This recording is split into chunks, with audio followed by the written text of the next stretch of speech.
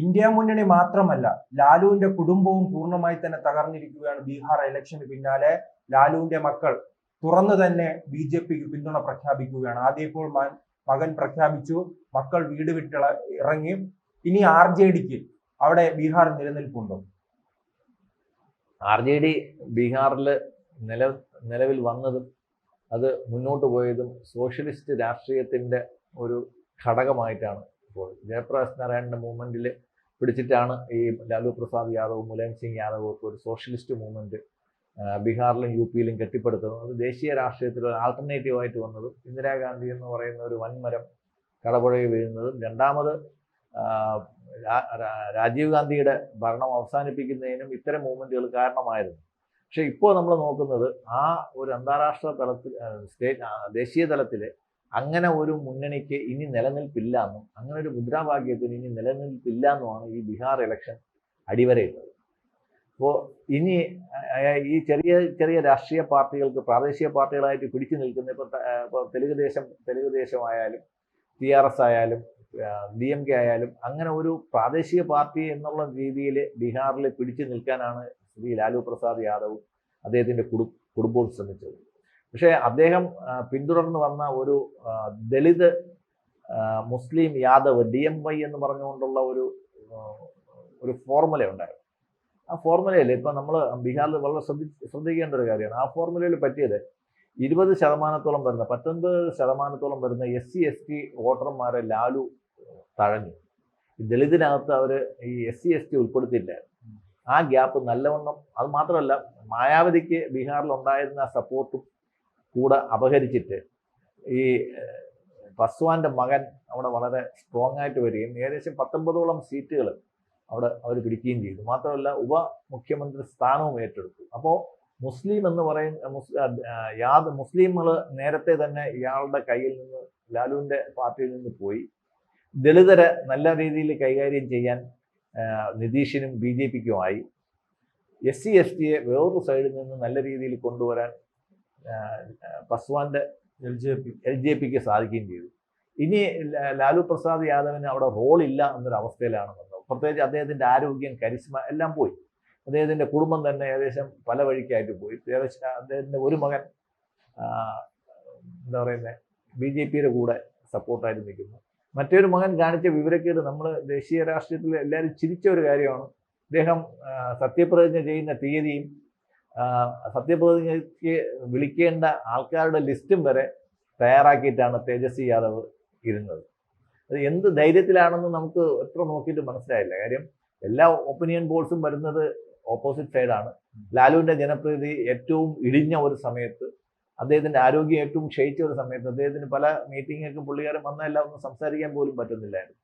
എഴുന്നള്ളിച്ചിട്ട് നടന്നതല്ലാതെ ഒന്നും സംഭവിക്കുന്നില്ലായിരുന്നു. എങ്ങനെ ഇദ്ദേഹം ജയിക്കുമെന്നും അതും ഏറ്റവും ഒരു കാളകൂട വിഷം പോലെ തന്നെ നമ്മുടെ രാഹുൽ ഗാന്ധിയും കൂടെ ഉണ്ടായിരുന്നു. വോട്ട് ചോരി യാത്ര എന്നും പറഞ്ഞിട്ട് വെറുതെ ഒരു അനാവശ്യമായിട്ടുള്ള ചില പ്രകടനങ്ങളാണ് അവിടെ നടന്നത്. ഇവിടെ വോട്ട് ചോരിയൊന്നും നടന്നു. ഒരു കാരണം അതാണല്ലേ, അദ്ദേഹം സഞ്ചരിച്ച മുഴുവൻ മണ്ഡലങ്ങളിലും ഈ ഇലക്ഷന് മാത്രമല്ല, മുമ്പും ഭാരത് ജോഡോ യാത്രയുമായിട്ട് രാഹുൽ ഗാന്ധി നടത്തിയ മണ്ഡലങ്ങളിലെല്ലാം തോറ്റു എന്നുള്ള ഒരു അവസ്ഥയാണ് വന്നത്. അപ്പോൾ ഇത്തവണ വോട്ട് ചോരി ഒരു യാത്രയാക്കിയിട്ട് പുള്ളിക്കാരൻ ബീഹാറിന് ഒരു വഴിക്കാക്കി, RJD ഒരു വഴിക്കാക്കി എന്നുള്ളതാണ്.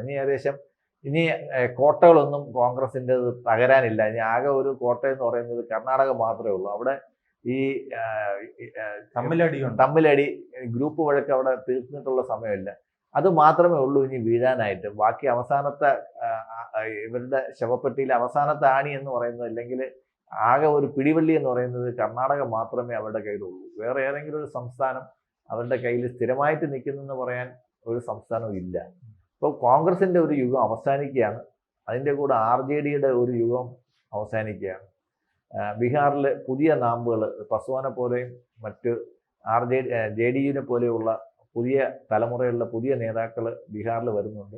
ജനങ്ങൾ അവർക്ക് വേണ്ടി കാത്തിരിക്കുകയാണ്. BSPയുടെ ഒരു അസ്തമയം ഒരു വലിയൊരു പ്രക്രിയയാണ് ഇതിനകത്ത് നടത്തിയത്. അവർക്ക് അധികാരം കിട്ടിയിട്ട് BSPയുടെ നല്ലൊരു വോട്ടിംഗ് പാറ്റേൺ ഉണ്ടായിരുന്നത് UP കഴിഞ്ഞ് കഴിഞ്ഞാൽ അടുത്ത് ബീഹാറിലായിരുന്നു.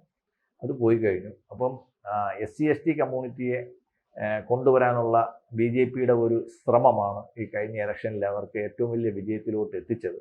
ഒരു പ്രതീക്ഷിക്കാത്ത വിജയം അതിനകത്തുണ്ടായി. കാര്യം 20% SC വോട്ട് എന്ന് പറയുമ്പോഴത്തേക്ക് കേരളത്തിൽ ഇപ്പോൾ മുസ്ലിം ലീഗിനുള്ള അത്രയും പ്രാധാന്യം ബീഹാറിൽ SC കമ്മ്യൂണിറ്റിക്ക് ഉണ്ട് എന്നുള്ളതാണ് നമ്മൾ അവിടുത്തെ കണക്കുകൾ കാണിക്കുന്നത്. അത് നല്ല രീതിയിൽ ഏകോപിപ്പിക്കാനും കൂടുതൽ സൗജന്യങ്ങൾ കൊടുക്കാനും പിന്നെ കഴിഞ്ഞ യൂണിയൻ ബജറ്റ് തൊട്ട് ഈ സർക്കാർ വന്നത് തൊട്ട് യൂണിയൻ ബജറ്റ് തൊട്ട് ഏറ്റവും കൂടുതൽ ഫ്രീബീസ് ഏറ്റവും കൂടുതൽ ആനുകൂല്യങ്ങൾ ബീഹാറിന് നൽകി തന്നെയാണ് ഈ സർക്കാർ മുന്നോട്ട് പോയത്. അതായത് NDA സർക്കാരിന്റെ മൊത്തം ഫോക്കസ് അല്ല, ഈ ലാലു കുടുംബം എല്ലാ കാലത്തും കുടുംബവുമായി ബന്ധപ്പെട്ടാണ് നിന്നത്. അപ്പോൾ അങ്ങനെ കുടുംബ തർക്കം ഉണ്ടാകുമ്പോൾ സ്വാഭാവികമായി തന്നെ MLA-മാർ മറുകണ്ഠം ചാടാനുള്ള സാധ്യത വർദ്ധിക്കുകയല്ലേ? അങ്ങനെ തമ്മിലടിക്കുന്ന ആ പാർട്ടിയിൽ ആ 25 MLA-മാർ എന്തിനു നിൽക്കണമെന്ന ചിന്ത വരില്ല. അതാ പറഞ്ഞത്, അത് മാറ്റർ ഓഫ് ടൈമാണ്.